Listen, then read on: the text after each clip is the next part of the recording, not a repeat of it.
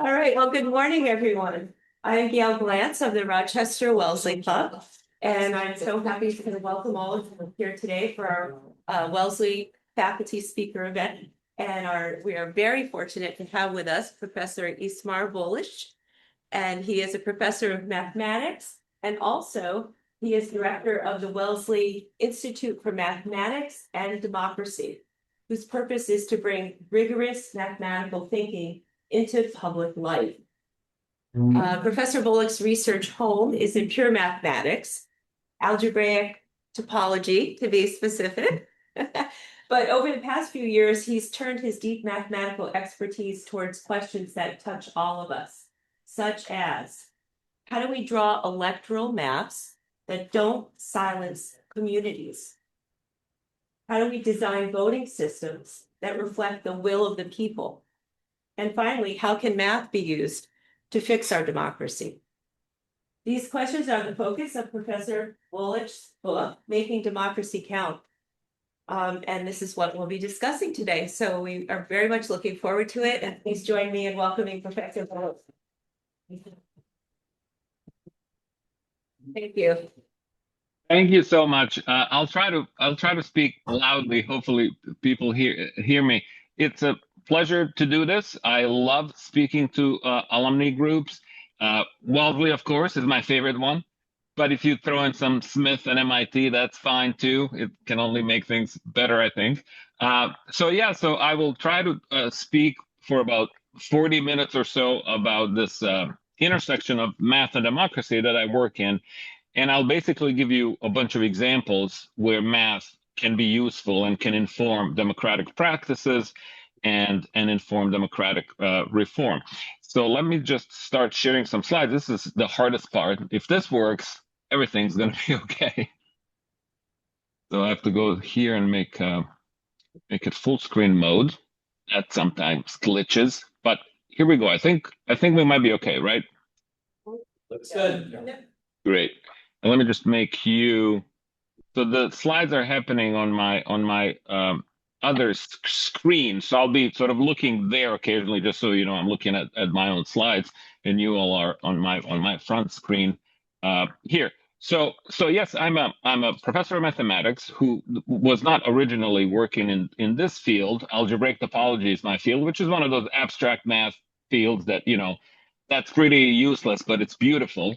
And I sort of have always done math because I like math and I like doing it for its own sake. But about 10 years ago, and this was the case across academia a lot, actually. About 10 years ago, 2016, you all know sort of where democracy started heading about 10 years ago. So I thought, well, maybe I should use my expertise somehow for some kind of social purpose. And I started realizing there's actually a lot of work that intersects with democracy that is quantitatively minded and based, not just in math, but in adjacent fields like computer science and data science, and obviously economics. Mathematically minded economists and political scientists have thought about issues of voting and representation in a quantitative way for centuries. So it's not like I invented this intersection. I just started realizing that it exists. So, and as you probably know, the best way to learn about a subject, this is a not so secret trick that we have in academia, is you teach a class on it, right? So that's what I actually did some years ago. I said I'm going to teach a class, and that'll make me learn about this field, and then see what happens. So I have been teaching for some years now this class, Math of Democracy, at Wellesley, and I teach it every fall, and it's an amazing, wonderful experience because it's an extremely interdisciplinary class. It combines all these fields that I mentioned earlier, and what's the most wonderful thing about it is that I see students in the class who would normally, walk around a half-mile circle around the math department because they're terrified of it. But this brings them to a place where they're like, wait a minute, this kind of sounds interesting. Yes, it fulfills the math requirement, right? So that's a draw for a lot of them. But I get to meet all these students from all corners of the campus who are just amazing and engaged. and they teach me a lot of stuff. I'm not an economist or a political scientist. So these students actually bring to the classroom some amazing experiences and thoughts, and the discussions are incredible, etc. Eventually, I realized that there were lots of groups of academics or individuals who were working in these fields, but they weren't really talking to each other. It was disparate enough and sort of kind of in the cracks enough. So I founded this Institute for Math and Democracy as kind of a nexus for research, outreach, and education on topics that live in this intersection. So that's sort of my background. There's also my personal background that is part of the reason I'm doing this. I come from Bosnia, and I came here in the early 90s. You probably remember there was a war in the early 90s in Bosnia, so I came as a result of that. I came to the US. So I've had this acute awareness of what, breakdown of democracy can look like, and things that have been happening in the US and around the world 10 years ago and today are sort of terribly reminiscent of some of the stuff that led up to the Bosnian War when I was, a teenager. So let me just back up a little bit now and say something about math and democracy. This is not, when you put these two words together, most people are like, what's going on there? But there's a deep history of this. Back from in Athens, they used math to do sortition, to pick the people in the assembly that they had, and there was sort of math permeating democratic processes all throughout history, but you really see it actually in the U.S. The Declaration of Independence itself is really a mathematical document. It starts with, if you read, of course, if you look at it with a certain lens, it is actually set up as a math paper. It starts with axioms. Okay, these are the self-evident truths, right? That we all know. So once you have those axioms, you're ready to do some math. And one of the things we do in math is we state theorems, right? Well, there's a theorem in there that says, we want it to be independent. And then the declaration actually proceeds to prove the theorem. So if you state a theorem in math, you're going to provide its proof, right? A series of logical statements that demonstrates the theorem, the statement of a theorem. And that's exactly what they do, what the declaration does. It actually says, to prove this, let facts be submitted to a candid world. This is absolutely not a surprise. Jefferson and Adams were scholars of mathematics, and specifically Euclid. This is well documented. They admired the formal structure of the elements, right? One of the most influential mathematical texts in history, and they emulated this approach in the Declaration of Independence. And this kind of thinking carried over into the Constitutional Convention 11 years later, where the Enlightenment was the big influence. And of course, Enlightenment is all about the scientific method and facts and proof, etc. So you shouldn't be surprised that there is math in democracy. When you look at it from today's perspective, you realize most democratic processes really have some kind of a mechanism that feels mathematical at its base. If you look under the hood, there are algorithms and processes and calculations that govern most of what we do with our democracy and how we interact with it. Voting is an obvious thing, and I'll say something about it in a second. But things like, how you portion legislatures, how you decide sizes of legislatures, districting, gerrymandering, that's a big topic, which I will also say something about. That's all about geometry and populations and demographics and sort of optimizing mathematically for the best districting possible. Of course, gerrymandering is for optimizing, in a nefarious way, but it's also mathematical. Electoral college versus the popular vote, there are ramifications that are mathematical of the difference between the two. Proportional representation, you say the word proportion, you're talking math. And then there are all these other forms of more direct democracy like participatory democracy, deliberative democracy, and new digital democracy tools, which are also mathematics really underlies, and more so, more and more data science and computer science, because we're bringing incredible amounts of data into how we do democracy. But again, that's math. So once you realize this, once you realize that math is the infrastructure of democracy, the next thing you can ask is, well, are we using the best possible math to achieve certain ideas, right? Meaningful representation, a sense that people feel like they have a voice or a say in the democratic process. Are we aggregating individual votes into the best outcome for the group? So all of these things you can ask of mathematics, right? And the answer to whether you're using the best math possible, you can guess what it is. Otherwise, I wouldn't be giving you this talk, right? If it were yes, there would be nothing to talk about. But the answer is mostly no. Okay. So I want to illustrate on a few examples. One is voting, which is of course the main way we interact with democracy. So there are something like 520 officials elected in the United States, and by and large, they're elected using plurality voting or relative majority. This is the system that you know, and you've used it many times. You circle your favorite person on the ballot, your favorite candidate. Person with the most votes wins. Simple, intuitive. That's pretty much why we've been using it. But there's a basic mathematical issue with this method, which is that most votes doesn't necessarily mean a majority of the votes. Okay. If you have 3 or more candidates, there's a chance that someone might not win with a majority of the votes. And I'll give you examples in a second. And the consequences of this simple mathematical observation are vast for voting and for the outcomes of voting. There are 2 that are fairly clear and obvious, and I will give you examples of those as well. Vote splitting and spoilers. So vote splitting is when similar candidates split the vote of the majority of the voters, and that allows some other candidate, typically a less popular or fringe candidate, to bubble up to the top and win.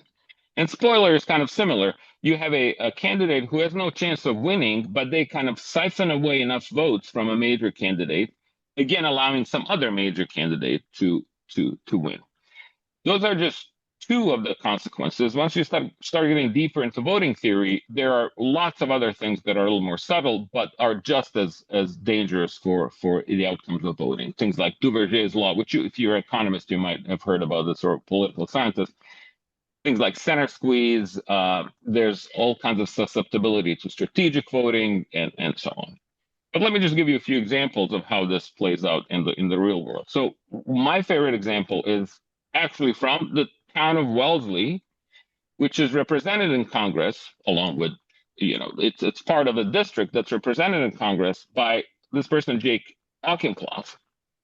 So in 2020, Jake Auchincloss won his primary election with 22% of the vote.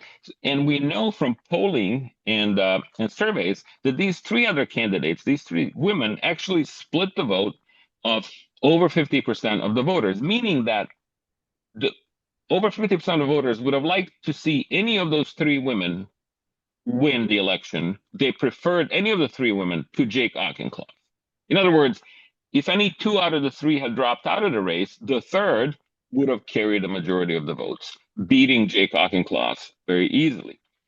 But plurality system has no mechanism of taking that kind of information into consideration. So Jake Auchincloss won the primaries, and if you know anything about Massachusetts, I guess you've all went to school in Massachusetts, right? Then you probably know that's where the real races are, primaries. When you get to the general, so Jake Auchincloss was up against the Republican candidate in the general election, but those are not competitive in Massachusetts. So this is really where things happen as far as Massachusetts is concerned, primaries. So Jake Auchincloss had 22%, of support. He's representing 100% of his district. Because of the mathematics of our elections, incumbency is extremely protected in the United States. So Jake Auchincloss, the following two elections, 2022, 2024, ran unopposed. He will likely be sitting in Congress for decades because of this, having won 22% of the support. So math is in a sense giving us the wrong answer, right?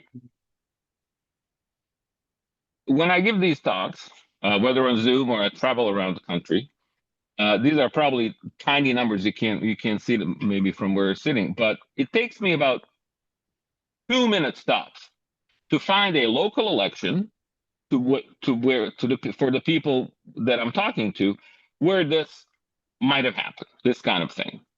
So I guess I don't know anything about these people, but I guess you are all in Rochester is in Monroe County, right?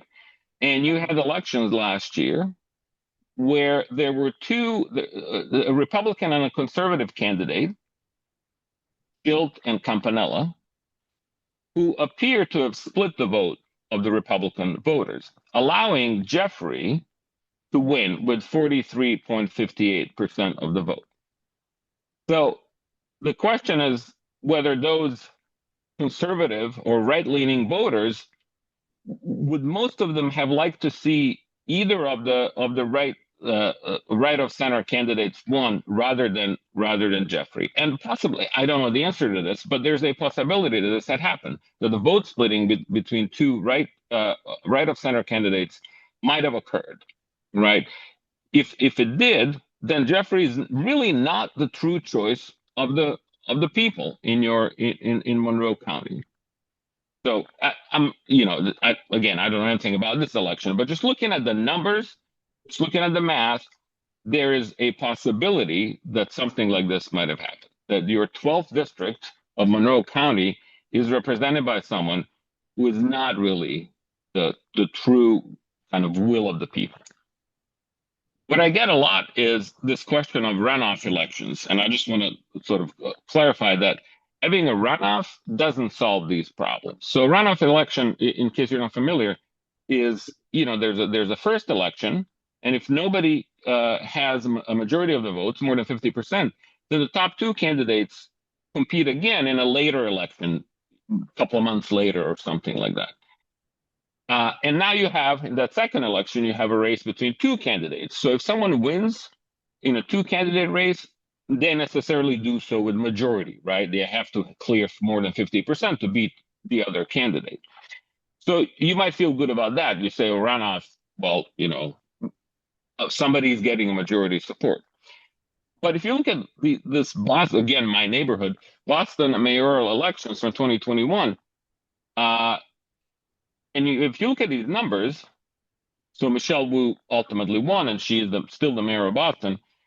Michelle Wu and Anissa George went into the runoff, and that's where Michelle Wu won and became mayor. But if you look at the numbers for Andrea Campbell and Kim Janey, maybe the two of them split the vote of almost 40% of the voters. In other words, if one of them wasn't in the race, probably, we sort of think so, again, from polling and exit surveys. You can't be like ever 100% of this because it's just based on, you don't really have data on this. You can just rely on surveys and exit polling.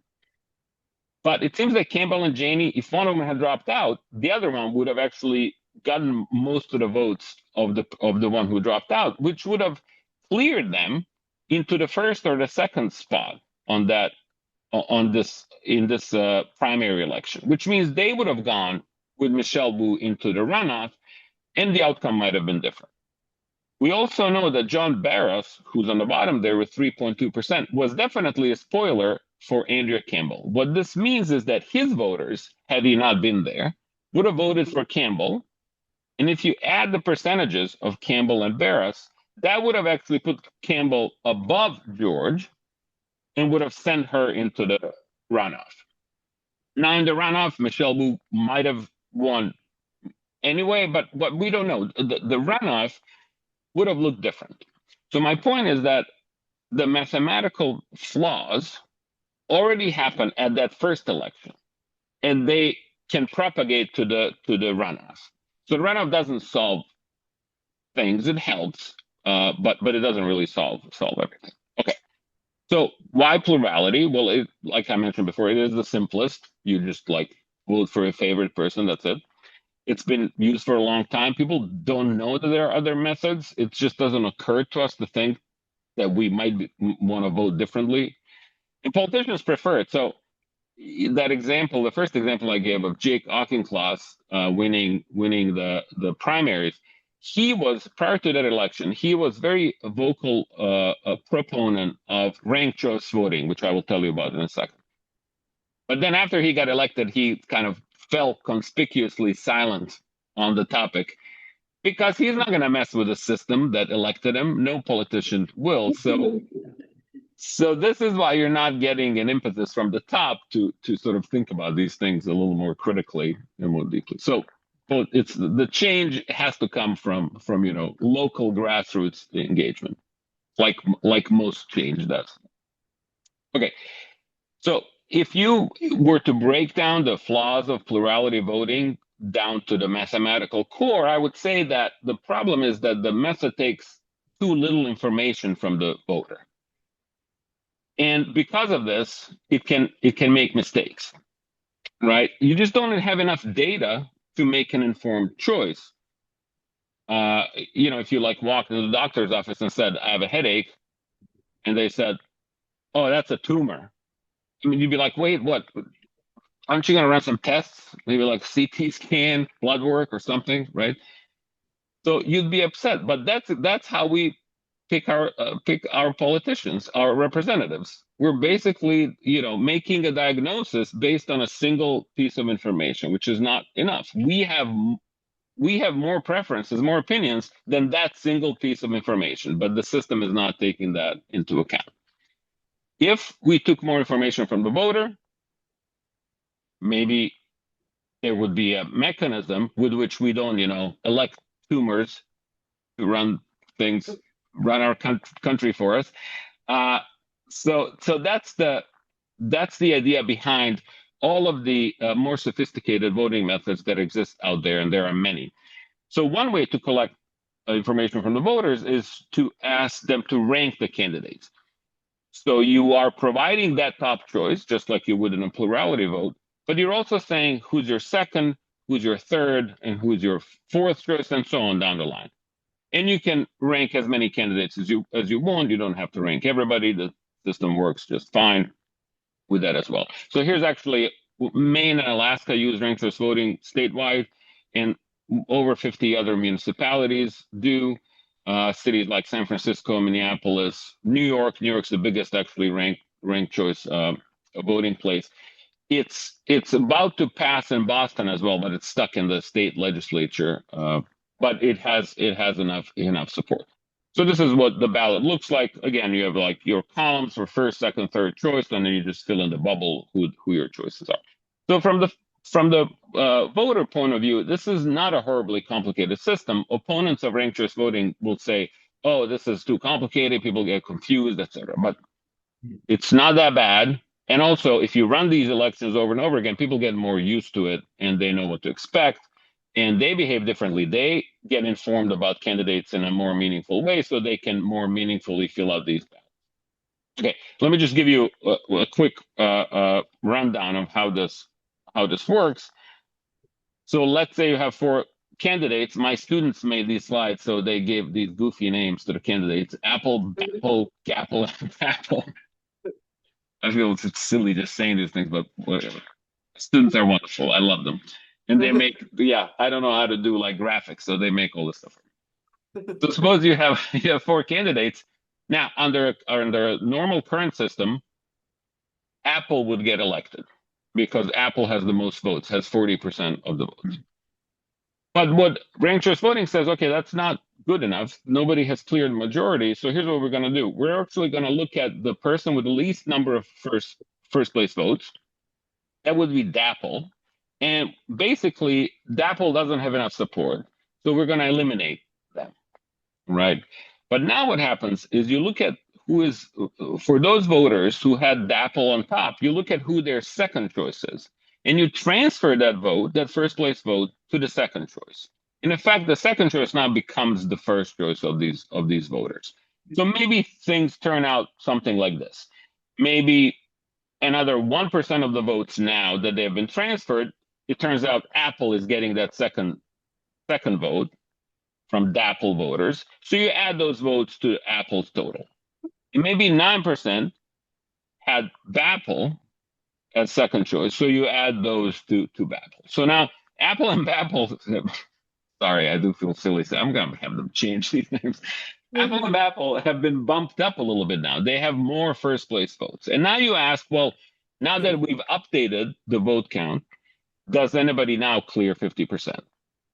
If the answer is no, you just repeat. But look, but think about sort of qualitatively what's happening here.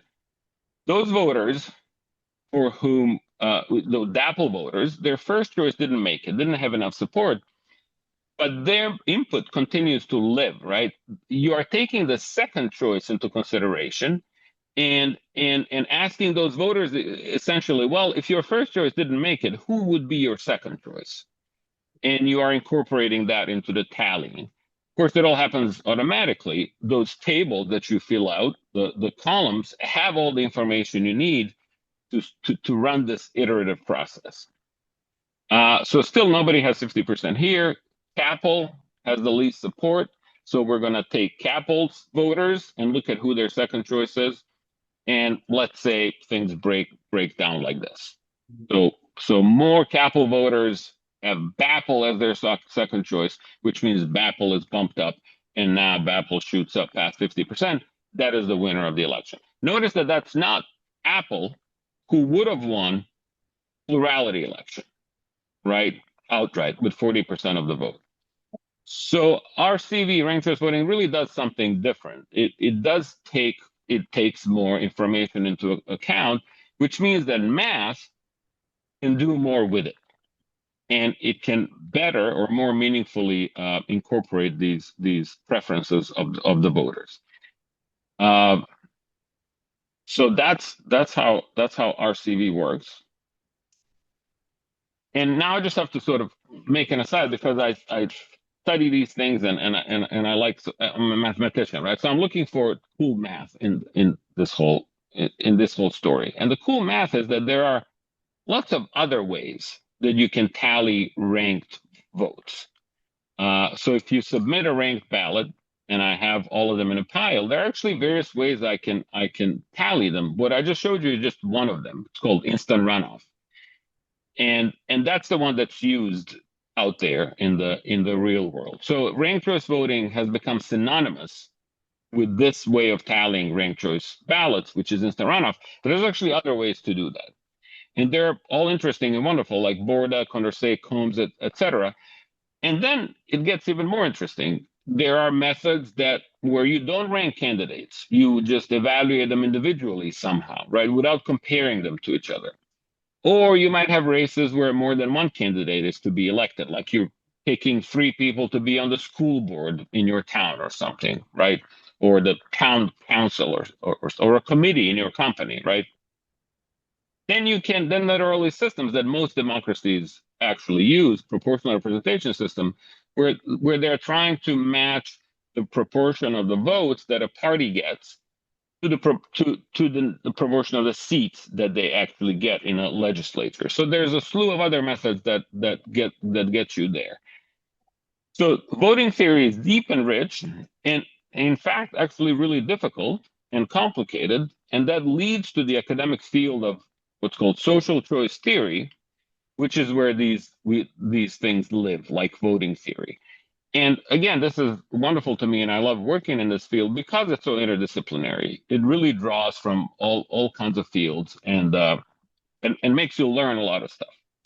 So this is an axiomatic framework to study basically this general question: how do you aggregate individual preferences into some kind of a collective decision that benefits everybody or most people somehow the most? How do you capture that will of the people, right? Is the process democratic and representative? Can we sort of, if we have various options, how do we rank them, etc. So this is a field that's obviously more general than just voting, but voting is kind of the big example there. And I just want to say a few words about a project that I was a part of over the last year and a half. There are 8 people on it and 2 undergrads from Wellesley who helped on this. One nice thing about this work is that it can actually involve undergrads. In math, we have a hard time for partitioning off our work that's amenable for undergrads to do. It's just too hard, too abstract. You need like graduate level preparation to actually do research in math. In most math, but this stuff, since it's so interdisciplinary, it actually you can find things for undergrads to get excited about doing and to actually do and produce results. So there's a big push at Wellesley, and this is across higher ed, to involve undergrads in research somehow. So this is a perfect place where we get to do this. So we analyzed actually 2,000 elections that have happened over the last 10-15 years. From the US, Scotland, Australia, about 2,000 extra elections. And then we did some data analysis and generated about 60 million synthetic elections based on various input data that we had from various surveys from all 50 states, asking the question, basically, which of these various methods it performs kind of the best. And the best you can define mathematically. There are various criteria that tell you whether a certain method is behaving better than another. And yes, the takeaway is that this ranked choice thing, the instant runoff that I just showed you, actually performs pretty much the best out of all the possible methods that you could have used to run your election. So this is giving evidence that we are doing the right thing by getting behind instant runoff or ranked choice voting, again, as it's known popularly. And that is really the way to replace plurality. All right, I think that's all I have to say about voting. I'll move to the next topic. Let me just see do I have a clock somewhere? Okay, so I have about maybe 15 more minutes or so. I don't know if you can read this. Can you read this? No. Gerrymander. That's right. So there's a font out there called Ugly Jerry that is entirely made of districts. Okay, so these are all districts, and you can use it to write to your representative. Stop gerrymandering. I'm sure you know we are in this race to the bottom currently on gerrymandering. You know, with Texas starting and California responding, and all these states trying to do like mid-cycle redistricting so that they can gain as many seats in the midterms, et cetera. But let me just back up a little bit and explain what gerrymandering is in case you're not familiar with it. So we have 435 districts, right? And let me just talk about congressional districts now. Although everything I say applies to state districts. So your state is also carved up into districts because you have state legislatures, right? You often have 2 chambers, the House and the Senate. And each of those has districts associated to them. And there are many more of them than you have congressional districts. So Massachusetts has 9 congressional districts. New York, I forget. It's one of the big ones. 30. No, Texas is 38. I forget. You guys have a bunch of congressional districts. Okay. But then some of them look like this. Right. And then you just see this, you're like, I'm like, what's up with this, right? Well, many of them have been drawn like this on purpose, right? But before I say more about that, so when you do that, when you district with a political purpose in mind, that's called gerrymandering. Actually, as I'm sitting in a state that the name comes from, right? There was this state senator. He was actually a vice president and then a state senator. Elbridge Gerry actually was his last name, who drew a wonky district in Massachusetts back in the 1800s that was made fun of and that looked like a salamander. That was what some newspaper called it. So it became Gary Salamander, Gerrymander, but it became somehow gerrymander eventually. But before I say more about actual, nefarious purpose of nefarious a practice of gerrymandering, detecting gerrymandering is actually really hard, and that is because sometimes districts look weird because they should. Okay. So, and I'm not sure if you can see on the left side, there's a thin little strip of green along the coast of California. That's a district. If I showed this to you without the context of the rest of the map, you'd be like, what is going on with this like snaky long district? Something's weird. But it's not. This is a coastal community, right, that probably has lots of common interests in terms of, I don't know, zoning or flood insurance or something. So enough of them have enough of a common interest that they should get representation. They should have someone speaking for them in the legislature, right? So it makes sense. This is called a community of interest, which you try to preserve. If there's a community of interest that wants to stick together so they can get representation, that's fine. Most state legislatures have provisions for communities of interest in their legislature. The one on the right is a famous, what's called the earmuff district. If you turn your head sideways, see earmuffs.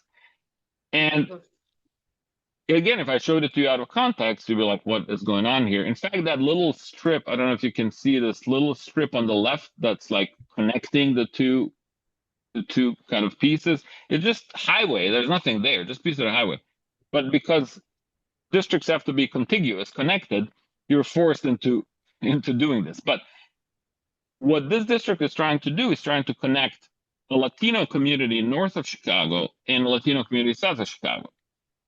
If you divided Chicago into some kind of a regular grid or something, they would get separated in different districts, and they would not have enough mass to elect a representative that they might have wanted, right? But if you put them together into a district, now they have a critical number of voters to elect, maybe a Latino representative or something. So this is a consequence of the Voting Rights Act, which says whenever you can provide opportunities for minority representation, you should do it. You have to do it, and that's the source of many court cases. There's a Louisiana or Alabama case, the Supreme Court right now, where the contention is that they could have provided another minority majority district, but they didn't. Right? So these two districts actually, they're not gerrymandered. Well, I mean, they're kind of gerrymandered, but somehow for the right reasons. Okay. So how do you detect whether something has been gerrymandered for bad reasons versus good reasons? And bad reasons involve, giving your party as much representation as possible, or disenfranchising certain group of voters, and so on. So let me just show you an example how this happens. If you're still sort of fuzzy on like, what do you mean, like drawing maps? How can that matter? This is an exercise I give to my students in the math and democracy class. So let's just look at the picture real quick. I have a state, okay, that has 50 voters in it, right? 40% of them are red, and 60% are blue. Okay, and we're going to divide this mini state into 5 districts, and they have to be of equal size, which means there will be 10 squares in each of the 5 districts. Okay, that makes sense. So I'm going to draw some borders around. I'm going to partition off this rectangle into 5 sub shapes, each of which is supposed to contain 10 voters in it. And actually, let me just show you the result. So there are various ways to do this, right? So if I make my districts just vertical strips, so I have 5 vertical columns of voters, each has 10, and each is completely like uniformly of one party, right? So 2 of the districts will elect a red representative. They're voting 100% red. 3 of them will elect the blue representatives because they're 100% blue voters. Does this kind of make sense? Yeah. Great. So you shouldn't feel terrible about this districtization on the left because it's giving 3 blue representatives and 2 red representatives, but that's exactly the ratio of the number of voters. 60% voters, 60% representatives, right? So this districtization, even though it might look sort of weird, it's long and skinny districts, achieves proportionality, which is to a lot of people who think about this stuff, one good measure of whether your electoral system works, right? Does it achieve proportional representation? But look at the middle district. If I take the districts to be sort of 2 rows at a time, then in each of those districts, there are 6 blue voters, 4 red voters, which means that blue has majority in every district, which means in every district, blue wins. So you have 5 blue representatives, 0 red representatives. So red has been completely shut out of representation. Okay. And then, so that doesn't seem fair, right? I hope everybody sees that. Then you can get even more creative. So the one on the right, you can actually carve up these districts so that 2 of them have a lot of blue voters. So they will elect. So that's the 2 sort of 2 over there, that one and that one, kind of the 2 on the right.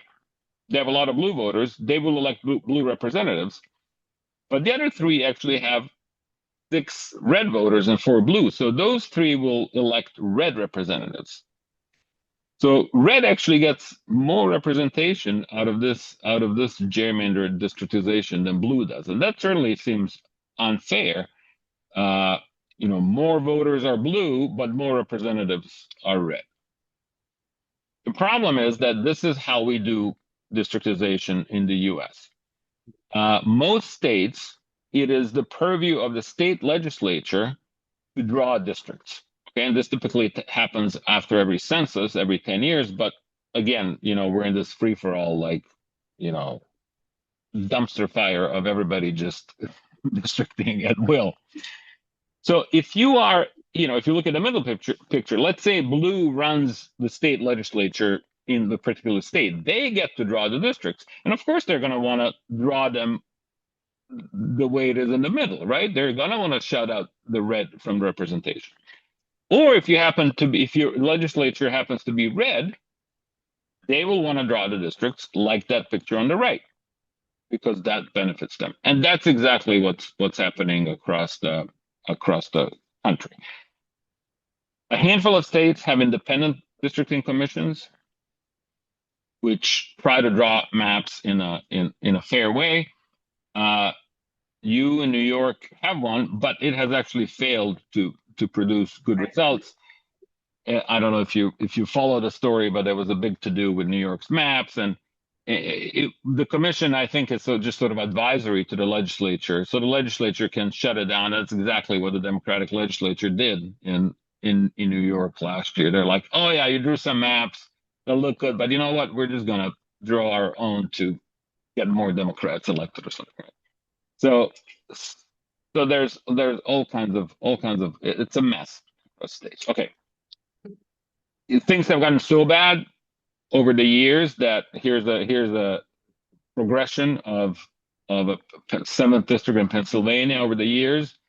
So what you have, actually, this bottom right has been redrawn. It's no longer a district, but I like giving this example because this district was called Goofy Kicking Donald Duck. I don't know if you can see it. Yeah, I can see it. Yeah, but look at, this, in 1952, this looked like a reasonable district, and it just started morphing into this terrible thing. So Goofy, if you see on the far right, Goofy's head is there with ears, etc. But Goofy there's a neck here that Goofy has, and that neck is actually parking lot of a seafood restaurant. That's what connects Goofy's head to the rest of his body. All right. So because of this, very few congressional districts are competitive. The results are predetermined. millions of voters feel like, why vote when I've been gerrymandered out of into insignificance. Both parties gerrymander. This is not just, this might in the media, this might appear as kind of a Republican thing. Republicans have gotten better organized about it. They started they were really good about 15 years ago, planning very well to take over enough state legislatures so that they would then get to do the redistricting after the 2010 census, and they were massively successful in that. As usual, Democrats were like, deers in headlight, but they've gotten better at it as well. So it's like all around, everybody does. And there are very few legislative guidelines on districting, and the courts are actually looking for guidance on this. So despite of what you read in the news today, there's over the last 10, 15 years, the courts have been vocal about give us measures, give us metrics for recognizing gerrymandering, because it's so hard. Like I showed you that, California coastal district and the earmuff district, and also some district borders are just governed by geography, like you have rivers and coastlines, and also people naturally pack themselves into cities. Democrats pack themselves into cities, so it seems like they've been gerrymandered, but it's not. It's just kind of demographic shifts, etc. So lots of factors that are present. So the courts are actually looking for guidance, and this is where math has come in the last 10, 15 years in a really strong way to help figure out what gerrymandering is and what it isn't. And we have come up with various measures of testing districts, of looking at districts, analyzing data from districts to say whether there might have been some politically minded gerrymandering or racial gerrymandering involved, and the courts are using this stuff more and more. We are advising lawyers and litigators and state legislatures. We are expert witnesses in trials. We write amicus briefs on gerrymandering. So this is really, if you want to point to a place where math has really made a difference in democracy, or again, hopefully when the dust settles or when it all burns to the ground, so out of the ashes, something better will rise, and it will absolutely be informed by mathematics. So I'm really excited about this, these developments. Lots of people working on gerrymandering. Okay, let me just see. Yeah, I'm running out of time. I was just going to show you one. Let me just show you one thing where math is very useful, and that is the size of the House of Representatives. So we used to, as our population grew, the House of Representatives grew as well, which was something that the founders had intended. But then in 1929, it stopped. So the reason why we have 435 members in the House is basically bickering from the 1920s, all right? There was a reapportionment act passed in 1929 that froze the House size at 435. Okay, and we don't need to get into that, but it was also racially motivated. It was anti-immigrant sentiment of the Congress, etc. Rural places were afraid of losing power to urban places where most immigrants were coming and settling and starting to vote Democratic. So the Republicans pushed this act in Congress to sort of free the House so they wouldn't keep losing seats if the seats were added to it. Well, as a result, we have,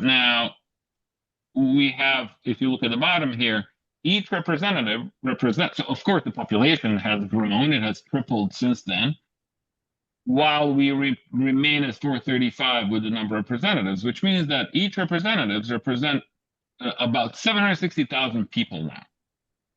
And this is ridiculous, it's completely unworkable. This is actually the size of the city of Seattle. So like, think about one representative is supposed to speak for all these people and understand the preferences and needs of the constituents. I mean, it's just impossible of that size. So the gap between, this is one of the reasons why the gap between all of us who elect our representatives and them is so wide, and we really have no sense that we have any kind of input into what these representatives say or do once we have elected them. So Matt steps in and observes that in most democracies, legislatures follow something called the Q-Brute law, and this is empirical. countries kind of came to this on their own. They realized just by experimentation over centuries what works best. And it turns out most legislatures, if you look at the population, so this is the graph of population versus how many people in the legislature, most democracies fall on this cube root curve. So which the curve there is like the function cube root of x, okay? Which means you take the population, you take the cube root of it, and that should roughly be the size of your legislature. And there are good mathematical reasons why this is true. Papers have been written about this. It makes sense. It's not just an accident. So see where the United States falls? Like way off the curve, like way right. So we have way too many people per representative. That's what that yellow dot on the right indicates. If we followed the cube root, which by the way we did before that 1928 Reapportionment Act, the Congress was about the cube root of the population. Both grew at this cube root rate. If you follow the cube root now, the U.S. House would have about 700 seats. So that feels like the right thing. Now you might say, really? You want to like add more of those people in there? But I claim yes. Math says yes. We should have a larger House, people who represent fewer constituents, and things would actually work much smoother and better in Congress if we did this. So those were just the three examples I want to give you: gerrymandering, size of the House, and voting, to tell you how math informs these democratic processes. I will stop here, and I can take questions or whatever.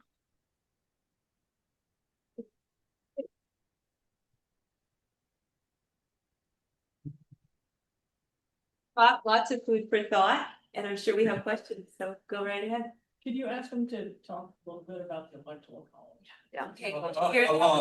Yeah. Could you Electoral. Okay. Electoral College? Yes. Yes. Right. So so that's always one of the most contentious topics. When I teach a class, there's a unit of Electoral College, and the students really get into it. Okay, so but let me ask you a question. What do you think the minimum number of votes I can get away with, actual people votes, and become president of the United States? So say like 170 million people vote. I need to carry 270 electoral votes. So each state has some number of electoral votes, and you have to win each state to carry all of their electoral votes, right? And I need to amass 270 somehow. That's 538 is the total number of electoral votes. I need more than half, which is 270. This is why the 270 is the number we talk about incessantly around presidential elections. So how many votes? This is theoretical, okay? How many votes do you think I can get away with? You got to think outside the box. This is not real. It wouldn't happen in reality, but just the fact that mathematically can happen, I think, makes it interesting. Anybody have a guess? Yeah, I do. 45 million. 45 million. Okay, like a fourth of the, like 25% of the, or a fifth of the, maybe. Yeah. Okay. Good. I like that. More like 25 million, because we have more than 40 states with fewer than 10 million people. Okay. All right, that's not bad. I like that. Anybody else? All right. The number of votes that I can get away with to become president of the United States is 12. And here's how it happens, okay? You're gonna love this. Well, and also you'll hate me afterwards, but because we like, we're mathematicians, we like to think about these like totally like unrealistic things. But here's how it could happen. Election day, right? I'm running for president, and one person in California decides to vote, and they go to the to the polling place. They vote for me. Nobody else votes in California. Okay. I carry California now, and I win 54 of its electoral votes. All right. Same thing happens in Texas. One person votes, everybody else stays home. They vote for me. I carry 38 of Texas's electoral votes. And then Florida, New York, all the big states. And I look at how much of that do I need to get to 270? And it turns out I need 12 states to win 270. So if one person votes for me in each state and nobody else votes for anybody else, I become president of the United States. Now, on top of that, you could have another candidate who wins all the other states, and you can assume that there's 100% turnout in those other states, and they all vote for this other candidate. 150, 200 million people vote for this other candidate, but I win. I carry the Electoral College. Okay. With 0 point followed by 5 zeros, 1% of the popular vote won. Right? So again, it's a love-hate relationship with this example when I give it. But it illustrates the extreme extent to which the popular vote and the electoral vote can differ. And this happens a bunch. It happened most recently in I guess with the Hillary Clinton-Trump election, right? She had 3 million more actual votes than Trump, but lost the Electoral College. So there's a disparity in sort of the power that people carry in different states. The power with which, and this can be defined precisely, the power of their vote, depending on the state they live in. And there can be a discrepancy between popular and electoral vote because of plurality, because you just need to win most votes, carry all the Electoral College votes, and that's the problem. So there are there's like 6 or 7 mathematical consequences of this system, and they all say the system is bad. We really need to abolish it. A couple of hands. Over here. Yeah, I get to go second because I'm Gail's husband. So And I met your son. There, right? I also know your son because he's the one who suggested that I give this talk, right? Yeah. So you should have gone first. All right. No, really, really great talk. Thank you. Very powerful. And there are a couple of key concepts that you covered. Certainly, and I've got two questions or / comments. The first one, in terms of rank ordering, seems like it does get a lot of more information out of the voters, which is really good. But it equally weights first, second, third choices, if I understand it. So it is possible that you could start off with one person having more first choices than the other, but because if you have to go a couple of rounds, that the order in terms of who ends up winning and getting to 50% could be based on the number of second or third choice that they get. So that was the first question. But the second, and that was just that's a little bit in weeds. But the second comment that I have is the talk that you gave is incredibly powerful. And I think what it does is it tells people at a very basic level, look, this is what's going on. It's really not that hard to understand. You don't have to understand algebraic topology this is very basic stuff. And part of what happens in our society is that a lot of people just don't understand the basics.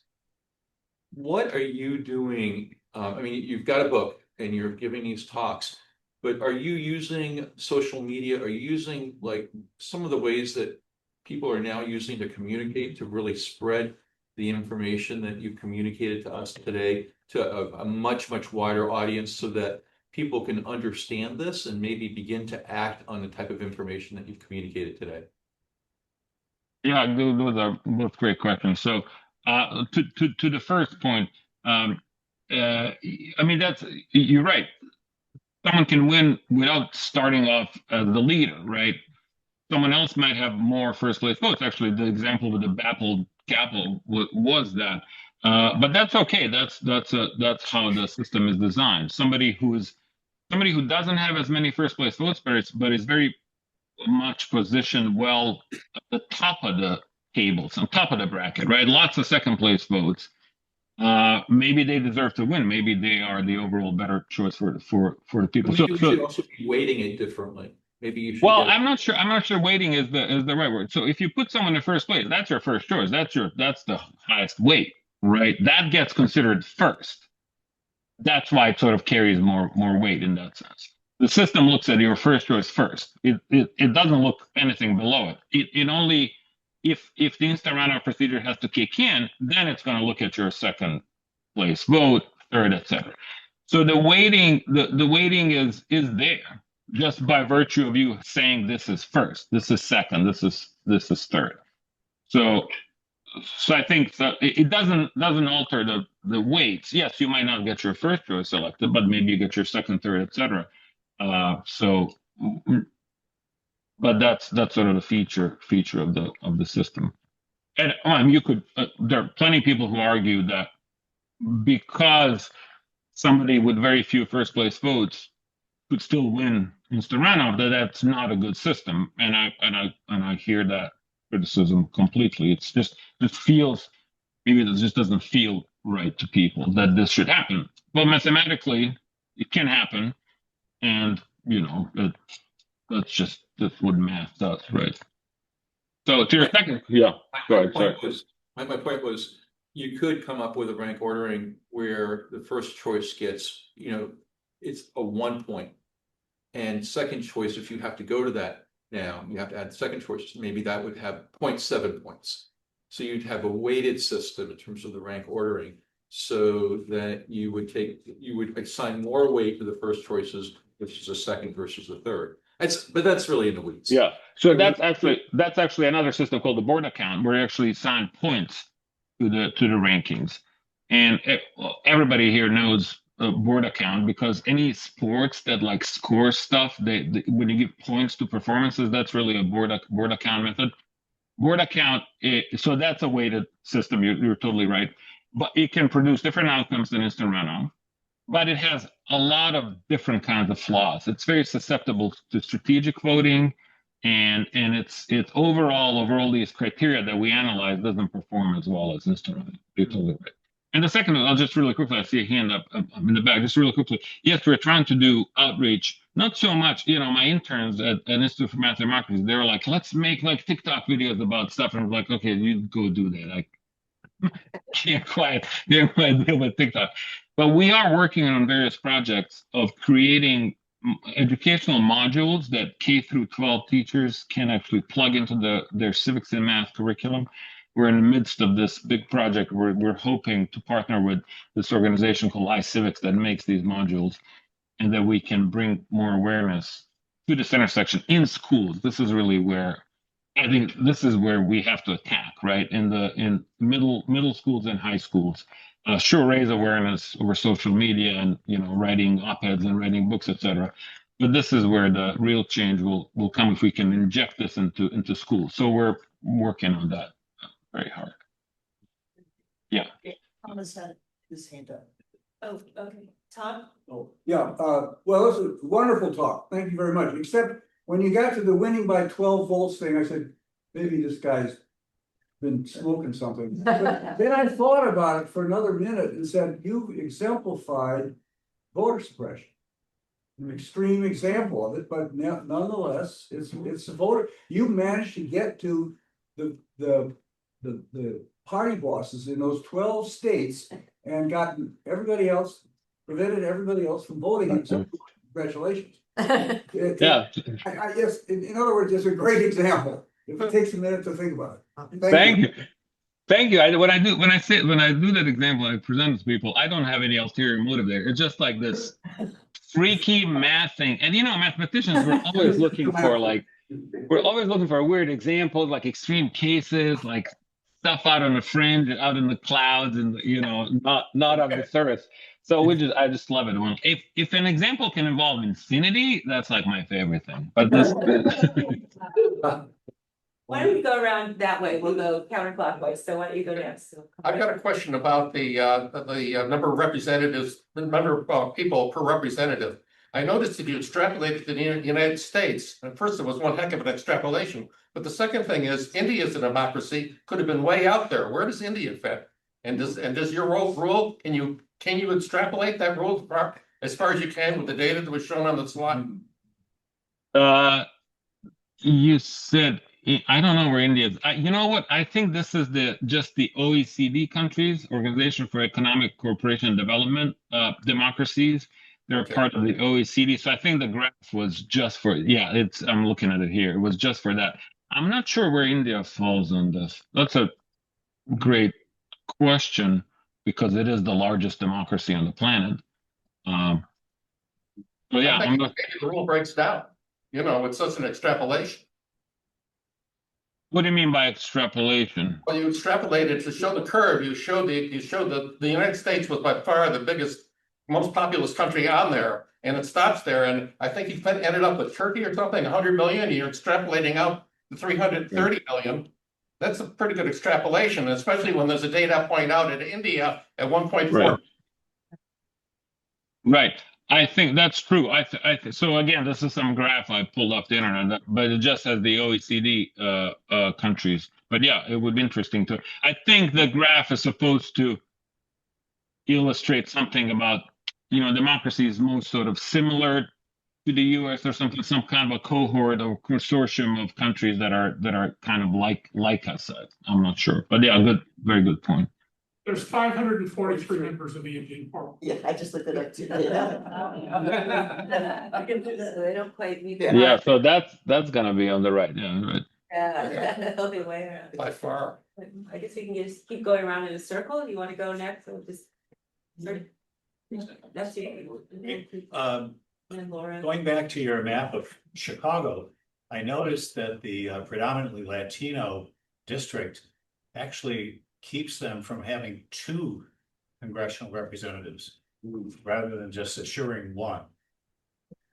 There's 1.5 million Latinos in the Chicago area.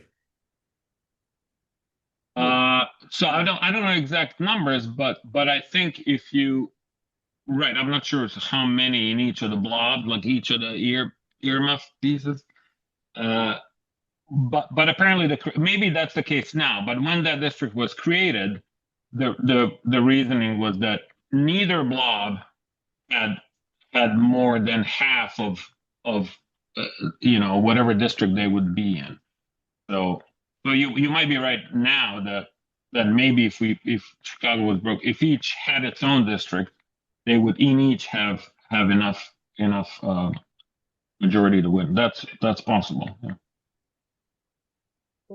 Okay, looking at your interdisciplinary teaching at Wellesley, how much do you work with the Hillary Clinton Institute at Wellesley? A lot, actually. I work very closely with the Wagner Centers, which is this new structure that I'm not sure how familiar with it as of the last couple of years. There's this thing called the Wagner Center that oversees the Clinton Center, the Albright Center, and the Wellesley Centers for Women. And I have worked very closely with a lot of them. We organized a conference last fall that was collaboration between the institute that I run, Math and Democracy, and Wagner Centers.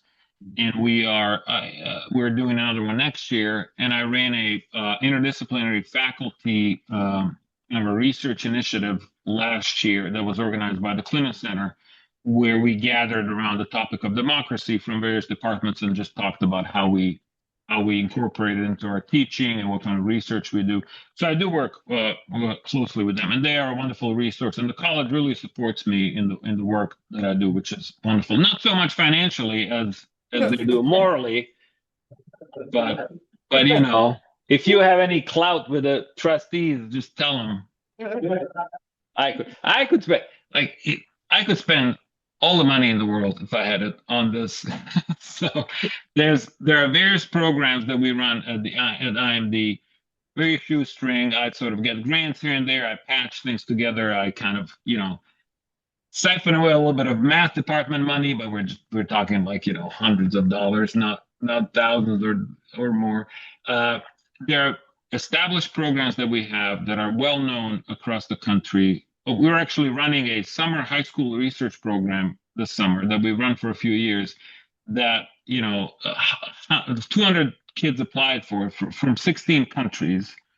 And we selected 25, and I roped in some faculty to help me with this. It's all like unpaid and voluntary. But so this is just an example of a program that we have. We have several that could very easily scale up. But you need funding for that. So that's the perpetual problem, right? Funding for these things. We'll go back around again in a circle. On the topic of gerrymandering, you gave a very persuasive presentation about the mathematics behind it. But the Supreme Court are all Harvard trained lawyers. They don't understand that stuff. And in fact, they declared political gerrymandering completely non-justiciable. So you can't even use those arguments. You can't even make arguments about political gerrymandering. So it's all down to like squabbling over racial gerrymandering. Is that because that was in a law and there's no laws about political gerrymandering? That's right. So in 2019, the Supreme Court passed something called Rucho v. Common Cause, which said that the political gerrymandering is not justiciable and that it is just a purview of the lower courts, right? That basically don't bring us these cases to the Supreme Court. Now, if political gerrymandering crosses into racial gerrymandering and you think you have a case, then it might advance up the hierarchy. You're right. So that's true. That's like a new thing. That's a new development. But states are still trying to do things. They still can still adjudicate a lot of these cases, even political gerrymandering cases. So that's where a lot of action is happening at the state level for state districts. But I'm going back to something you said when you started. Harvard Law School people don't know about it. Said that's actually changing. So I was actually just a visiting lecture. I gave a class in the election law class run by a Harvard law professor who is one of the inventors of one of these mathematical measures that I briefly flashed in my slides, called the efficiency gap, which is a mathematical way of just quantifying how much like packing and cracking has happened. These are the two kind of bread and butter techniques of gerrymandering. So he comes to our conferences, math conferences, and he's spreading the word. And there's lots, as I've learned, there are a couple of people at the Wisconsin Law School. There are people who are actually getting more and more familiar with these mathematical arguments about gerrymandering and voting, etc. So we are, like 10 years ago, inviting a mathematician like me to come to guest lecture in a Harvard law school class was unimaginable. But now it's starting to happen. We were just at a conference in Canada 2 weeks ago where you had people, law school people, political scientists, economists, mathematicians, even philosophy people, because they think about voting methods and kind of the formalism of axiomatic approach to voting. That you wouldn't have seen 10, 15 years ago. So I think things are moving in the right direction, and we just have to keep pushing. Okay, we'll go back around. Betty. Back to your rank voting models. In the real world, have you seen any cases where not as many people get out to vote the second time round, and so the whole model changes? What I mean to say is, the Apple maybe wins because the Babel and the Capel people don't get out and vote. They just said, what the heck, they'll just, have that Apple win. Right. Because in the real world, you don't have the same number of people voting each time. And furthermore, ranked voting is a lot more expensive for the states as well. Yeah, so. All right, so couple those are all good questions. So first of all, yeah. So voter turnout is always a problem. Okay, and in the U.S. when it's non-presidential elections, like 40% turnout, which is terrible. Okay, but that's not a math problem, right? that's something else.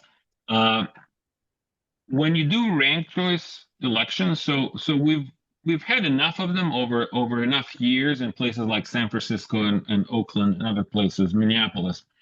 Shows that with education, people start to realize that their vote actually matters more somehow in a ranked choice vote. They get to express their feelings more through the ranking, right? So if you just do plurality and somebody is projected to win with a plurality of votes, and you're like, okay, they're going to win anyway, I'm just not going to show up and vote. Things are actually the culture, the mindset is a little different for ranked choice methods. Again, because a lot of people, maybe they don't get their first choice, but maybe they get their second choice, even third choice they might be happy with. So they feel like they've contributed and they feel more satisfied than in this terrible plurality system. So the turnout actually increases over time in ranked choice elections. People become more engaged. It seems it's sort of like we don't have too much data on this yet, but it seems like that's the trend. And the resistance to why this new system? Why do I have to fill out this more complicated ballot, et cetera? That seems to diminish as you run more and more of these elections. It really ultimately is all about education and experience and sort of doing this over and over again, becoming familiar with it. Yeah, back around, Larry. So I want to go back to the impact that you can have beyond the academia and even the educational system. It seems to me that there are a lot of things that are being done right now in society to try to change, I think in Gail's words, to sort of silence the majority. And a lot of the approaches that are being used could be modeled or are being modeled by your group, but they're difficult to communicate to people. I think you made that point. People don't understand the stuff when it gets down to the nitty-gritty, but there are visual ways to show that. So you could take your simulations where you say, okay, so right now the federal government is trying to do X, Y, and Z in terms of voter suppression. How would that impact state elections? How would that impact national elections? And you can do it visually so that, the visuals are simple. The underlying math is not. But when you can create these visuals, and then these could be used by policymakers, by legislators, by Congress to illustrate the points that you're bringing across to really impact change. So you could take what you're doing right now and scale it up 1,000-fold. Is that something you've thought about doing? Oh, absolutely. So so I have this running to-do list for my institute, and there's a long-term to-do list, and this is one of the things. We do more outreach in precisely this way. And there are models for this. There are organizations that, for example, have been advocating for ranked choice voting for decades. So they are very good at producing visuals and short videos, et cetera. So, but they have staff who do this. So absolutely, that's campaigning in this way, raising awareness and education through the means that people respond to these days, especially young people, is absolutely crucial. Again, I don't have the resources to do this. I'm thinking that you could get PhDs, maybe from MIT or from some of the other institutions, bring them into your institute and have them do this kind of work for you, so that you wouldn't have to necessarily pay for it. Yeah, that's yeah.